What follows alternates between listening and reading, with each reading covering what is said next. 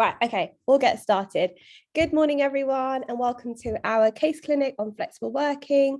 Thank you so much for attending. So before we start, I'd love to go through some things to bear in mind in this session. So the clinic will last approximately an hour. Please place yourself on mute for the session. The messaging feature can be accessed using the chat option at the bottom of the screen. When we'll be using polls, they'll pop up on your screen. When asking a question, other attendees will be able to see your name, and all information used is anonymous. And lastly, the session will be recorded and it will be made available to you. Okay, so most of you probably know Karen and I, we're both senior HR advisors here at Charlie. Combined, Karen and I have 12 years of HR experience, and we both have worked in internal people roles before joining Charlie. We also have the lovely Chantelle joining us today as a guest speaker. Chantelle is our Culture Ops Associate, and she will be giving us an insight into her work on all things around flexible working here at Charlie, including our recent adjusted work week trial, which I know we're all super excited for at the moment. Right, okay, so in the next hour or so, Karen and I will start with giving you an introduction to flexible working and then sharing some interesting statistics and a case law. We'll then look at 2 case studies based on recent customer queries. Chantelle will walk us through Charlie's approach to flexible working. And finally, we'll have a Q&A session. So please feel free to get involved and ask questions. So now that I've covered the outline of the session, we'll get started with the clinic, and I'll hand over to Karen. Morning all, and thanks for joining us for this session. So firstly, we thought we'd just give a little bit wider context to flexible working as we see it at the moment. So firstly, did you know that in a recent survey by the TUC, it was found that 82% of British workers now want to work flexibly. And when you look at just female respondents, this rose to 87%. This echoes what we've seen at Charlie in the last 6 months. We've seen a high number of queries from customers on flexible working and a shift in focus on work-life balance. Whether it's reduced hours, compressed hours, permanent remote working, hybrid working, or working abroad. However, I should caveat that by saying that many businesses, like Charlie, still see there's a huge benefits to having an office, a common place where the team can come together to be collaborative, and we'll speak about our hybrid working policy later in this session. Flexibility and remote working, and often overseas, has also become one of the top priorities of applicants since the start of the pandemic. Next, with government changes. So the government are currently in consultation to reform flexible working regulations, which were introduced in 2014, where employees had the right to request flexible working arrangements if they had 26 weeks continuous service. However, the current consultation seeks to go further, and its proposals will affect both employers who receive flexible working requests and individuals who are looking to change their contracted working arrangements. This would see employees given the right to request flexible working from the first day they start a role. The proposals would also see employers having to respond to requests for flexible working more quickly than the current maximum of 3 months, and also force businesses to explain why requests were refused. We'll talk a bit more about why you can refuse a flexible working request later in the session. Next, now you might have seen this in the news, but flexible working hit the headlines this year after an estate agent was awarded an excess of £184,000 in compensation by an employment tribunal when our flexible working request was refused by our employer. Whilst this case attracted significant publicity due to the level of the award, it does not change the law relating to indirect sex discrimination, nor should it be viewed as an unusual event. This case, and in fact, is a stark reminder of the issues that working parents, predominantly but not exclusively women, face on a daily basis as they seek to balance the demands of work and family responsibilities. These issues are, of course, only likely to increase as we emerge from the COVID-19 pandemic and see a return of more traditional working arrangements. In this case, the employee requested to work 4 days per week and to leave at 5 p.m. and to enable her to pick up her daughter from the nursery before it closed at 6 p.m. Her flexible working request was refused, so she then raised a grievance which was not upheld, and then she resigned from her role and struggled to find a new one. She brought various claims against her former employer, including a claim for indirect sex discrimination on the basis that her employer's policy of requiring employees to work full-time hours and not letting her leave before 6 p.m. placed women at a particular disadvantage, it being accepted that women are more likely than men to have the bulk of childcare responsibilities, which may call for a more flexible working pattern. The Employment Tribunal upheld her indirect sex discrimination claim in May this year, and in August her case proceeded to a remedy hearing, the outcome of which has just been published. So lastly, and something else that you might have seen either in the news or online, that is discussions around something that they're calling the Great Resignation. So in August this year, the number of open roles in the UK surpassed 1 million for the first time ever. And just this month, it was reported in a survey by Randstad that 69% of workers felt confident to move to a new role in the next 6 months. Why is this? It's viewed as a once-in-a-generation opportunity which gives workers the upper hand to demand better hours, pay, and work-life balance. By not offering flexibility, businesses leave themselves open to retention challenges with their workforce. However, it should be said that there will be some businesses and roles where flexibility can't always work, but we'll go on to discuss this throughout the session. So this takes us to our first case that we're going to look at. So a customer came to us and they said, we have a team member who works our usual shift patterns of Monday to Friday, 9 till 5. They've asked to compress their 35-hour working week into 4 days for family reasons. The manager does not want to accept the request because they are worried it will set a precedent for compressing hours across the business. Can the manager refuse the request? So what we're going to do is we're going to launch a poll here that Lula will launch for us, and we'll keep the case on the screen so you can actually just move the poll across. There we go. So the options are, what would the next steps be in order to manage this? Would you say A, reject the request in order to not set a precedent? B, accept the request but set a trial period to see if it works long term? Or C, discuss the individual circumstances with the team member to understand the request in full? We will give it a couple of minutes or a couple of seconds anyway, just to let the answers come in, and then Lula's going to run through the answers. Thank you, Karen. I'll just end the poll.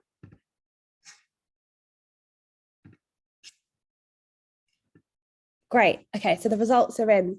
It looks like we have, well, yeah, so 86% have said option C, 12% have said option B, and 2% have said option A. So you could actually either do option B or C, but we'd recommend to start with option C, which is to discuss the individual circumstances with a team member to understand the request in full. By taking this approach, you'll be able to gather more information about how you can best support them.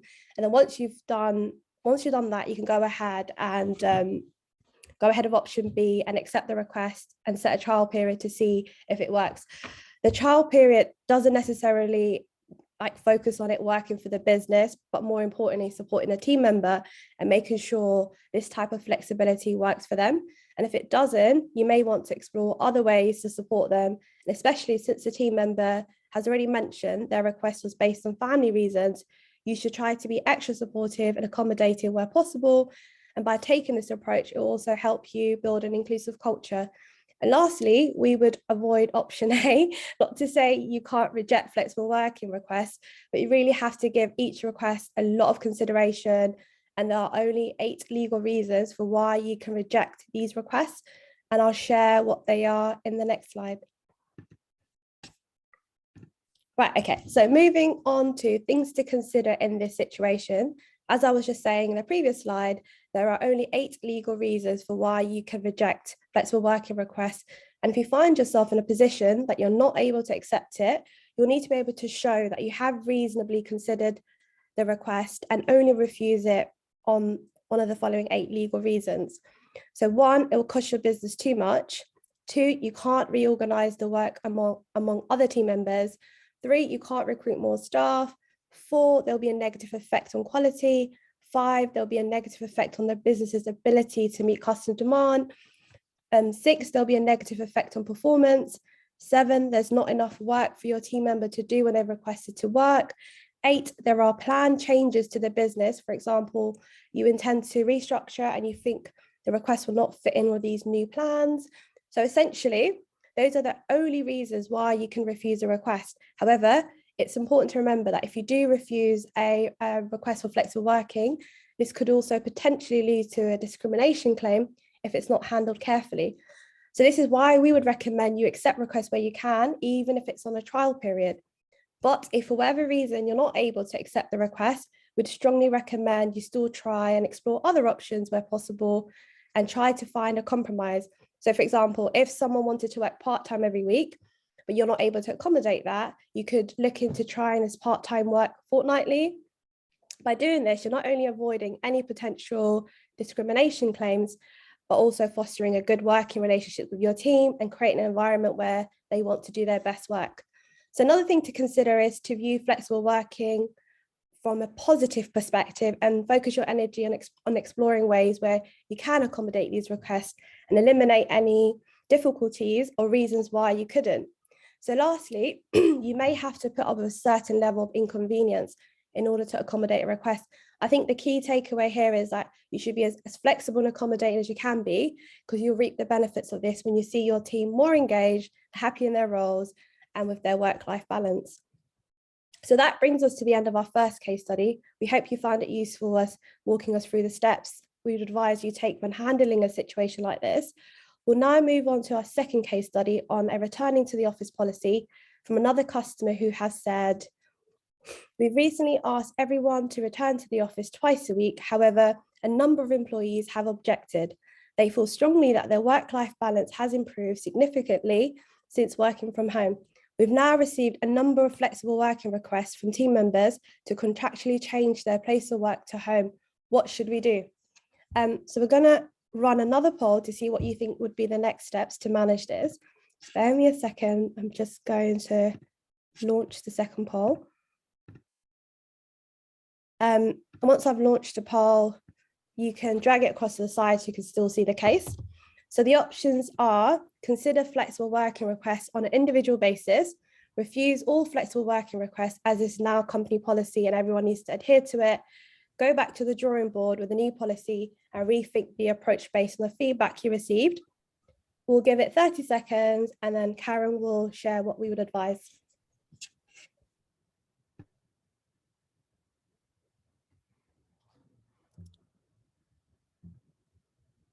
Are most of the answers in now, Lula? Sorry, Karen? Are most of the answers in now to share? Yep. Perfect, thank you. Let me move it aside here. So again, we don't really try for this to be a trick question, but for majority who have answered A and C, we would actually say that both of these would be an option. I'll close that off there. So as we've said, flexible working requests should always be considered on an individual basis. One person's situation can be vastly different to the next, and as businesses, you should avoid refusing a request because you don't want to set a precedent. However, in this case where there are a number of requests, it might be worth considering if your policy that's been put in place really does suit the needs of your business and your workers. So on the next slide here, we've got some options that you should consider. So firstly, it's what's the business rationale for returning to the office? Many businesses will have a perfectly reasonable rationale for asking employees to return to the office. Collaboration, communication, and training are some of the reasons we are seeing, as well as helping to build and maintain a culture. Where possible, involving employees and gathering their views as part of the decision-making process when creating these policies will help with buy-in and acceptance of the new policy. Part of the thinking can be, how has productivity and performance been affected during the enforced work from home period and beyond? If it hasn't, you should listen to your employees' challenges on being forced back to the office and see if there maybe is other options to accommodate both. A number of businesses have also been incentivising with free food in the office and social events to entice employees back. So that is something else that you could consider. Again, each individual's flexible working request should be considered objectively. Each team member has a right to have their individual requests considered, so speak with them and keep an open mind. We have covered it previously, but if you're unsure if it's going to work, you could set a trial period to see if it's going to could be accommodated for both employee and the business. Next, and possibly a slightly harsher one, but you can enforce the return to the office depending on your employment contract. If your teams were office-based prior to the pandemic, then it may be that your contracts still have that their place of work is the office. If this is the case, then you have every right to introduce a return to the work policy. However, as we are hearing from so many businesses at the moment on their struggles back with hiring, enforcing your employees back to the office if there isn't a strong need to may create challenges in both retention and recruitment. Lastly, that then leads us to the question of how this approach will affect your culture and the ability to attract candidates in the current competitive market. The majority of us, if the role allows, have enjoyed the new flexibility that's been found in the last 18 months, and it's something that we've now come to expect. I'm going to hand over to Chantelle now, who's going to walk through all the wonderful work she's been doing to introduce flexibility to our teams at Charlie. And then after that, we'll open up for a Q&A session on the cases we've covered. Thank you so much, Karen, and thank you, Karen and Lula, for inviting me today. My name's Chantelle. I am the Culture Ops Associate here at Charlie, and I'm going to talk you through some of the things that we've introduced over the last few months to ensure that we have a very inclusive, flexible working policy here. So I'm going to cover 5 things. They include hybrid first working, our adjusted work week trial, which is super exciting, how we've removed core hours, our Nomad Working policy, and how we support all of these different things with budgets that we've put in place. I'll talk through how we came to these things, what our rationale was, and what you could possibly do in your businesses as well to kind of offer this same level of flexibility. So first things first, hybrid first working. So for us, we still have our office space.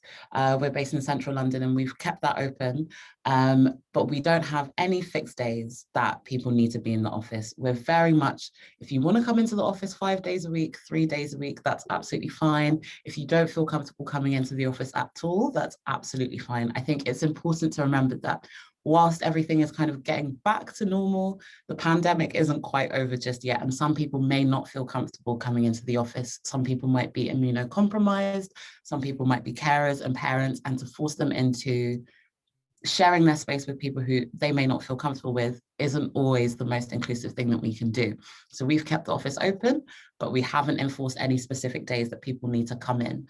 The only caveat to that we do have is we have 8 fixed days a year where we as a team would like to spend time with each other in person. So we have 4 company-wide days a year, and we have 4 function-specific days a year. So the ops team would spend 4 days a year together, and the developers would spend 4 days a year together. The reason that we do this is because for us, a sense of belonging and a sense of togetherness is really important. And as much as working from home and working remotely has been great and has been fantastic, those moments that we spend together are fantastic for bonding, they're fantastic for collaboration, and they allow people to really feel like they are a part of a company. So we've kept those in place. We spent some time doing surveys within the company and speaking to people and finding out what they wanted to use the office for. So we've set up a place in our office that has like space for collaboration, like soft seating, flip charts, and all of those kinds of things. But we've made sure that if people want to come into the office, it's there. And if they don't have to. The second thing that we've done, this is very, very recent, just launched about 7 weeks ago, is our adjusted working week trial. So we decided to settle on a 9-day fortnight. I didn't know what this meant a few months ago, so I will explain it for everyone's benefit. Usually people work Monday to Friday every week. So we've decided that we will do Monday to Friday 1 week, Monday to Thursday the following week, and alternate. So it makes a 9-day fortnight instead of 10. We haven't compressed any hours. So people are still working roughly 7 to 8 hours a day. We haven't made any changes to holiday days, and we haven't made any changes to salary.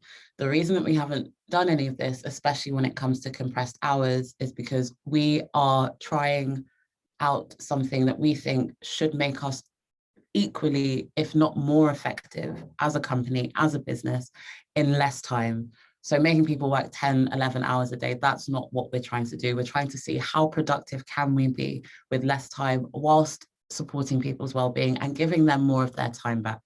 One of the beautiful things, and I hate to say it, but one of the good things that has come out of the pandemic is that people were able to spend more time doing things that were important to them, whether it's looking after their family, spending time with loved ones, being carers. Like, people had that kind of flexibility because they were at home, and we didn't want to take that away from everyone. So we thought, how can we be in a predicament where we can give people their time back?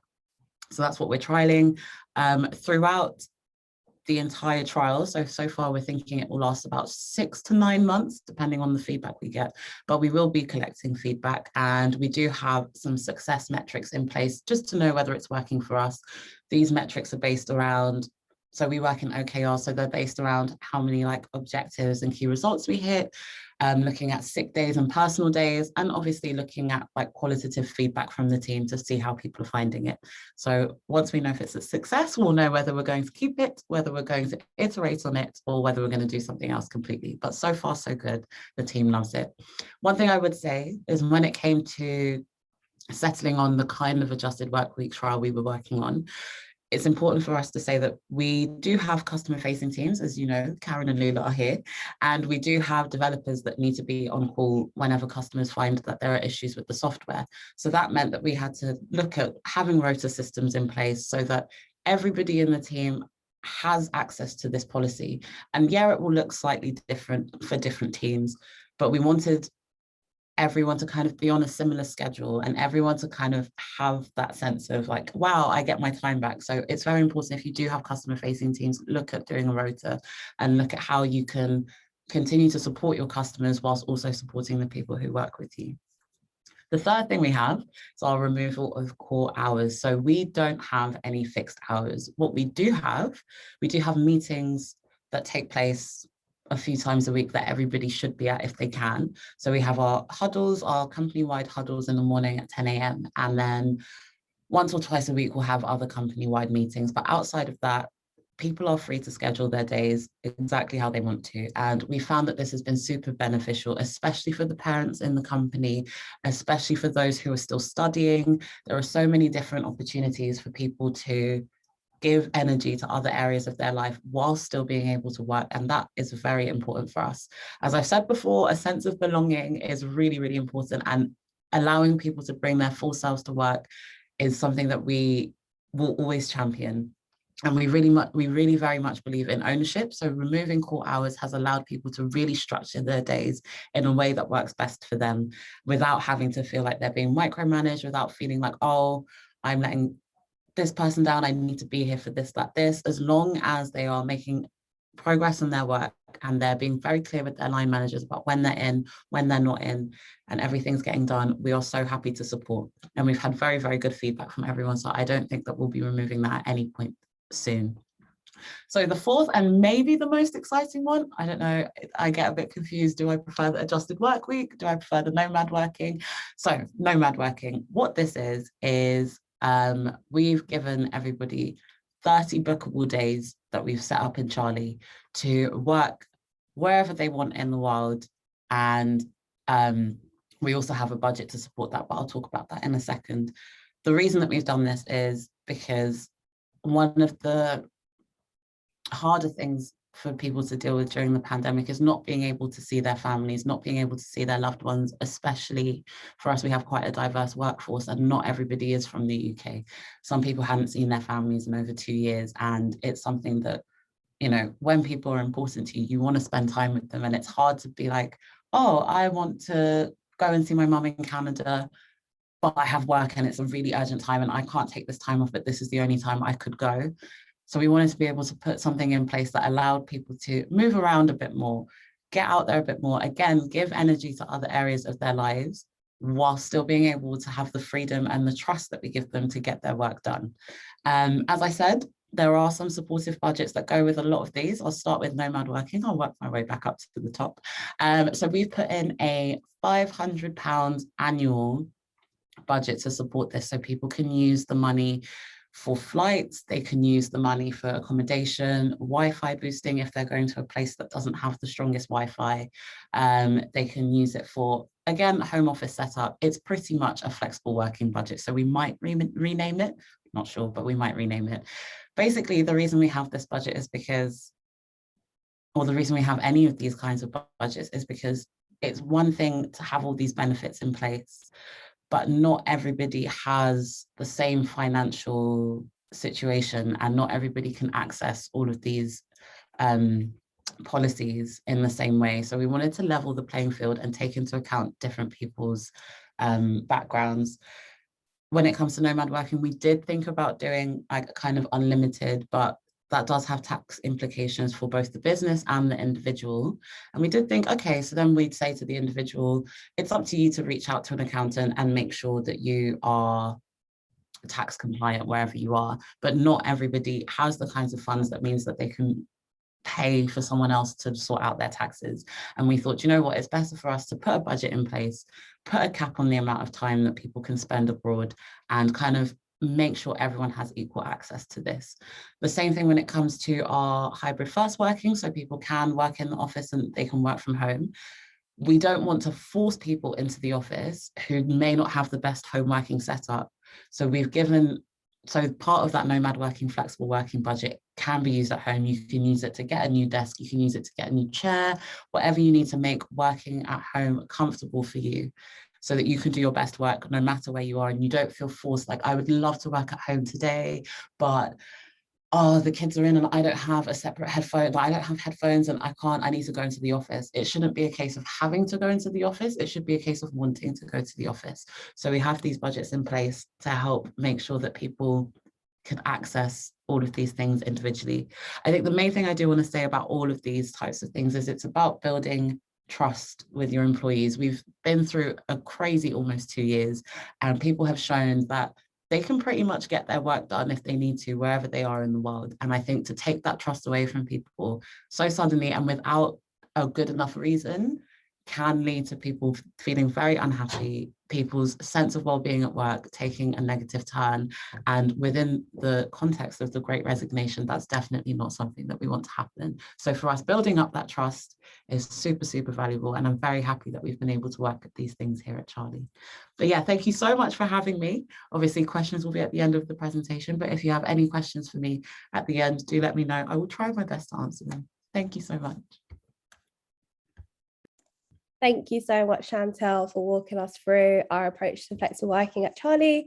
I know you and the team have given this tons of thought and consideration, and I really appreciate how we work, especially being a mum now. I find our ways working super supportive, especially with my care responsibilities. And I know everyone else is really benefiting from our ways of working, and I'm excited to see the results of the adjusted working week trial. So yeah, that brings us to our final slide, which is the key takeaways from today. So the first key takeaway is it's important to not conflate flexible working and home and remote working, because remote working is just one form of flexible working, and there are many other flexible working arrangements, such as compressed hours we touched on earlier. I think it's worth noting that the pandemic forced people to work remotely at an increasingly high rate, which I guess it was out of their control and not their choice. So they should still have the opportunity to propose their own flexible working arrangements that suit them. Another key takeaway is you can only reject flexible working requests if you have genuine business reasons, and you have to offer alternatives if the arrangement is not suitable. So again, making sure when rejecting a request, it falls under the 8 legal reasons we mentioned earlier, and you should consider each flexible working request objectively. This is to avoid any potential discrimination claims. And finally, it's a competitive market, and to attract and retain talent, you all need to offer flexibility. The world of work has changed, meaning employees are more demanding, and we will consider leaving if they're not getting the flexibility they need. This kind of links back to what Karen was saying earlier about the Great Resignation that's on the horizon. Equally, from an attraction point, if you're not offering any flexibility, you may lose out on hiring great talent. And from a diversity perspective, you will struggle to create an inclusive culture. So that was all the key takeaways from our session today. Thank you very much for listening. We'll now open up for any questions, which you can post in the chat box at the side, and we'll get through as many as we can. If there are any questions that we don't get to, we will follow up and answer over email after the clinic. Right, okay, let's see what questions have come through. Yep, I think I've spotted some already quite near the top, so I will work up.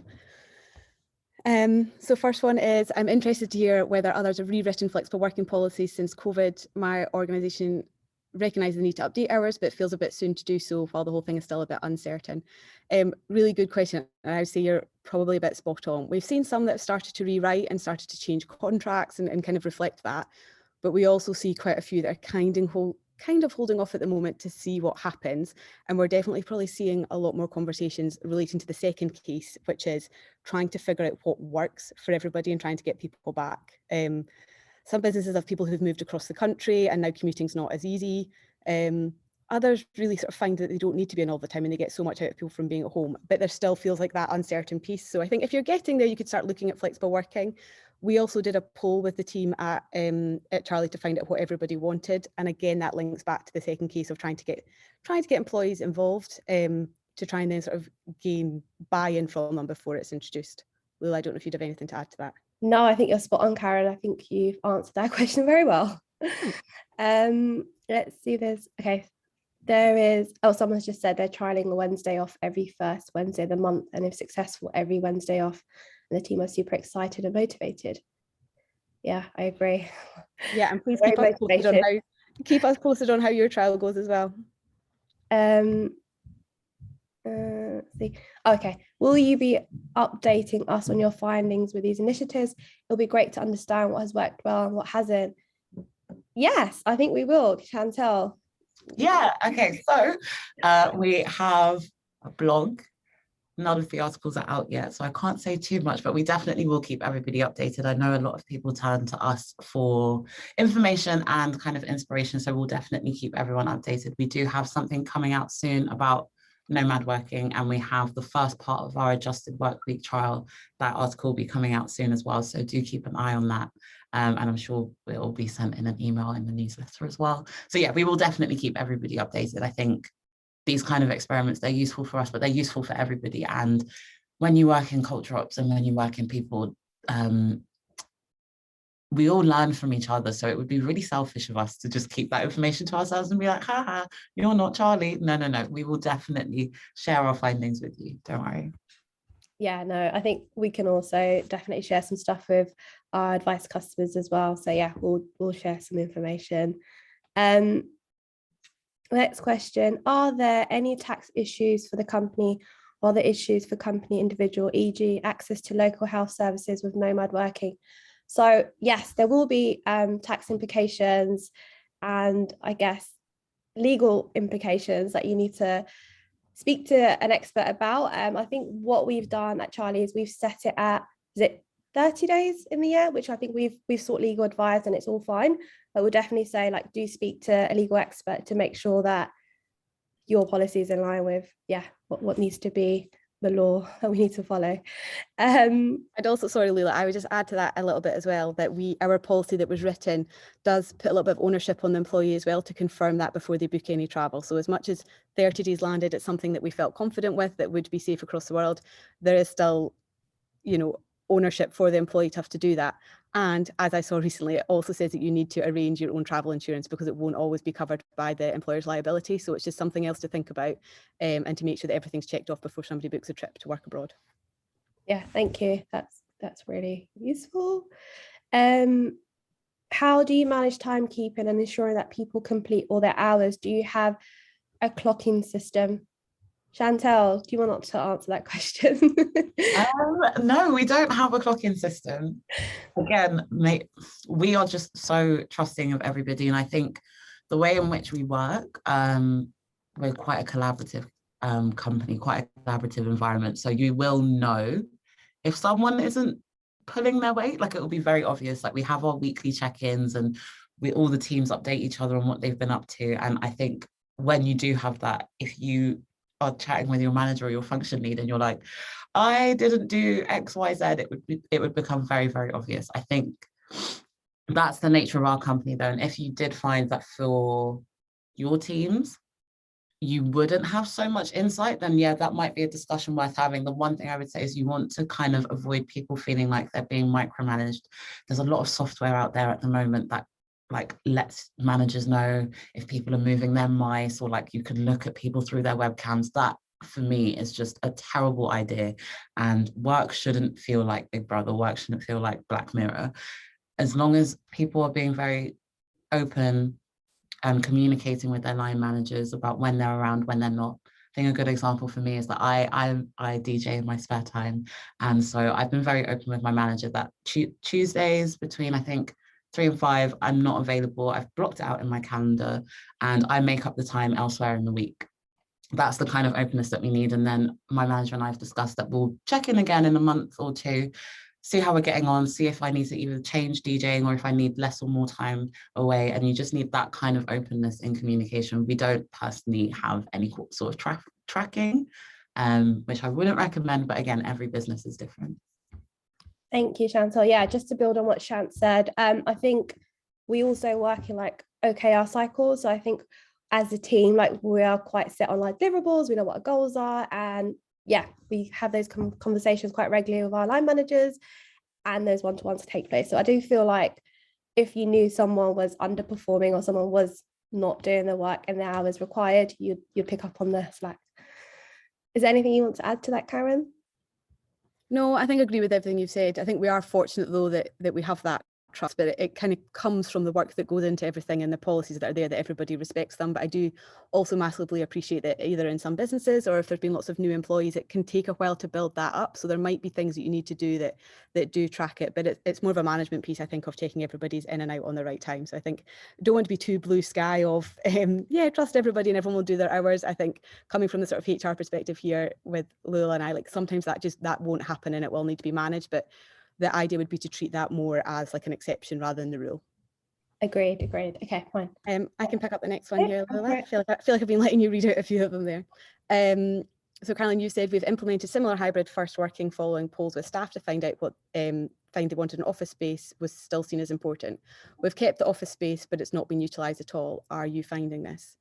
A bit of a mixture actually, and you might see, given that this roof clearly is not in my house, that we're all in the office today and it is nice to come in and see everybody. We'd also say we've got a lot of team members that live nearby the office, so I think we're probably quite fortunate that then a lot can use it and they can walk to work and they don't need to navigate public transport, or they can do half a day. I think some maybe use their lunch to kind of get out for a walk and then come down to the office in the afternoon, which we're really fortunate about. For other customers I've spoken to who want to have a bit of an office environment or somewhere to meet, but don't want like their own office space that maybe takes up like a huge amount of budget, is having like a more sort of informal meetup. So I think through some shared office spaces, you can get things where you get passes. So like we work in second home, but I think options like WeWork maybe do it as well. So where you get passes and you can use different ones and people can sort of rent a room if they need to go in and use it. And it might be more cost effective than having to have an entire office dedicated if your team aren't using it.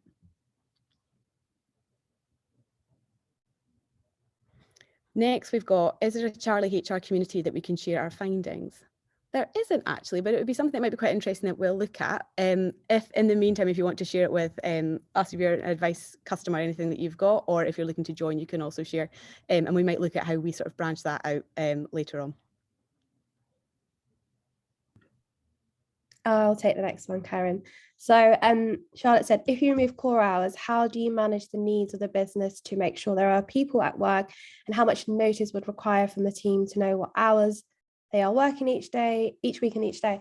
So I think when we remove core hours, we knew that we had to just place the trust in our team members and expect everyone to do their job. And I think it's all output driven. We care about setting those goals from the start so that people feel comfortable and they're sure about the work they're delivering. If there's any uncertainties, like that will be clarified with their line managers. But I think it's for us is the flexibility of just trusting people and expecting them to know that their work needs to be completed, but you've got the choice and you work it around your day. Shantelle, is there anything you want to build on that? No, not really. I actually think you've answered that perfectly. I think, yeah, that was perfect. I don't have anything to say. Okay, fine. Then we've got Serena said, Chantelle, I agree. We do the same here. I encourage hiring managers to use the Charlie HR templates for one-to-one check-ins, goal check-ins, probation reviews. Once you can trust employees, they will do the work. Yeah, I think we're aligned there. And then Karen, do you want to take that? Oh, yeah, sorry, I'm mute. From experience, when offering everyone a small budget to buy home working gear, there are tax implications. It depends whether the employee owns or the company owns it. There were some temporary HMRC measures offering a tax exemption, but not sure if it's ongoing.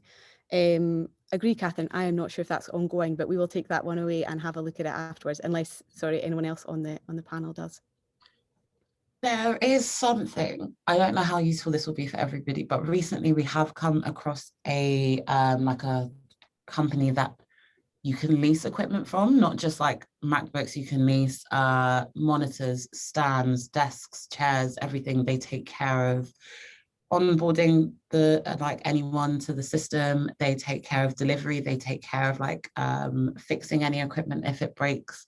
They're called Hofy, Hofy. And so I think when it comes to those tax implications, if you wanted to just get something out to your employees and you don't have either the capacity or you don't have the time to deal with looking into tax, I would definitely recommend Hofy. They're very quick to set up and they offer so much. And yeah, since it's like a leasing arrangement, you just pay like a small amount each month. So yeah, definitely check them out if you feel that the whole tax thing gets a bit complicated. For me, it just goes like this over my head. And that's when I start talking to the HR advisors and talking to our financial team. But yeah, I do recommend them if you want to offer things to people, but you're not sure the best way to go about it, because they'll take care of all the tax side. Thanks, Chantelle. I will say as well, actually, Laura, thank you. You've put something helpful in the chat box at the bottom there, so that is there for info as well. There's a question just above it there, Lula. I'll let you take it. Okay, thank you. So Mark says, I have a team of 5, 3 of which work well from home. Productivity work rate, it's consistent, whether in office or home. The other 2 only perform when in the office. We've requested 2 days in the office for everyone to make it fair, but we are struggling with the ones that work well from home and they feel like they're being punished for the others underperforming. I'm guessing the answer is similar to the last point. Yes, so I've reread it up to read it. Okay, so I'm assuming you're asking how to manage their performance, or for those that are underperforming in the office? No, at home. So yeah, so there was a point made as I hit the button, so you're already talking about it. But Okay. so yeah, I've got a team of 5, 3 of which work fantastically well from home. The other 2 not so well. Their work rate drops. I have to continuously ask them what they're up to. So I've said to everyone to come in just so I can see what they're doing. But now the ones that work well from home feel like they're being punished just because the other 2 are not performing. So it's hard to try and get them in when they already know that they work well from home. Yeah, okay. Thank you for clarifying No that worries. question. So Mark, it seems like it's very specific to your business. I'm happy to take this offline and answer this question in more depth, if that's okay. I'm assuming you're an advice customer as well. Sorry? You're an advice customer, aren't Yes. you? Yeah. Yes, Let's take it thank you. offline and I'll help you with that No worries. question. Thank you. I don't think we have any more questions, Karen. No, I thought that too. There's nothing in the chat box, but if anyone else does have anything else, do feel free to pop it in or unmute yourself if you're happy to.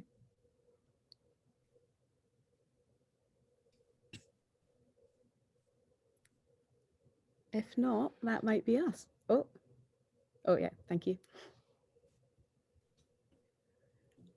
Amazing. If we pop on to the next slide here. Okay, yeah, so thank you all for attending. It's been really nice to have you, and also thank you to Chantelle for joining us. It's the first time we've sort of had this with a guest speaker, and I hope you've all really enjoyed it. If you've got any further questions and you're an advice customer, please pop through on chat or come through to your advisor.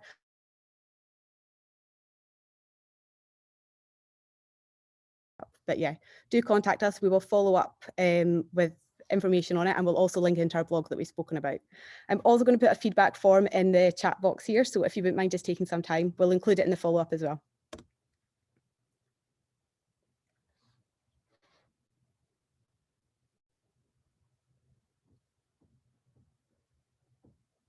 Thanks, everyone. Thank you all for joining us. Thanks, everyone. Bye.